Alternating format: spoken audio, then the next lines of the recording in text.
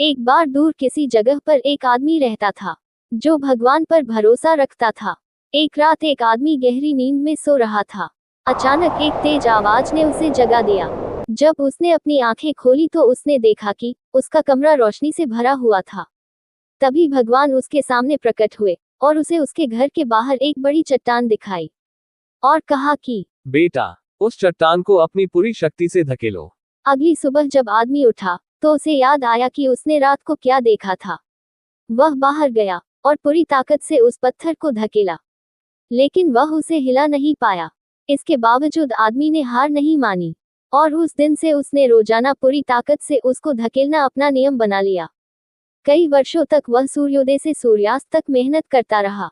उसके कंधे उस विशाल चट्टान की ठंडी विशाल सतह पर टिके रहे तथा वह अपनी पूरी ताकत से उसे धकेलता रहा। हर रात वह आदमी अपने घर में लौटता और थका हारा महसूस करता कि उसका पूरा दिन व्यर्थ गया, क्योंकि वह चट्टान कई वर्षों के बाद भी जरा भी नहीं हिली। कोई प्रगति न देखकर आदमी निराश होने लगा और तभी शैतान उसके सपने में आया और बोला, तुम बहुत देर से उस चट्टान को धकेल रहे हो, लेकिन वह हिली नहीं। इतना दर्द क्यों सहना? उस चट्टान को हिलाना असंभव है, इसलिए बेहतर है कि उसे यही छोड़ दो और आराम से जीवन जियो। ये कहकर शैतान गायब हो गया। मनुष्य निराश था, लेकिन फिर भी उसने भगवान से प्रार्थना करने और उन्हें अपने परेशान विचारों के बारे में बताने का निर्णय लिया। उन्होंने प्रार्थना की, मैंने आपकी सेवा में लंबे समय तक कड़ी मेहनत की है। आपने मुझे जो करने के लिए कहा था उसके लिए मैंने अपनी पूरी शक्ति लगा दी है, और फिर भी इतने समय के बाद मैंने उस चट्टान को 1 मिलीमीटर भी नहीं हिलाया है। मैं क्या गलत कर रहा हूँ? मैं क्यों असफल हो रहा हूँ?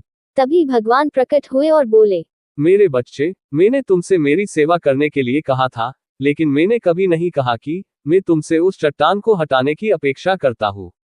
आपका कार्य आगे बढ़ना था, और इन सब के बाद आप सोचते हैं कि आप असफल हो गए हैं। लेकिन क्या वास्तव में ऐसा है? अपने आप को देखो, आपकी भुजाएं मजबूत और मांसल है। आपकी पीठ मांसल और भूरी है। आपके हाथ कठोर हो गए हैं। विरोध का सामना करते हुए आप आगे बढ़े हैं, और आपकी योग्यताएं पहले से अधिक हो गई है। तुमने चट्टान को नहीं हिलाया, लेकिन तुम्हारा काम आज्ञाकारी होना, धक्का देना और मेरी बुद्धि पर अपना विश्वास और भरोसा रखना था।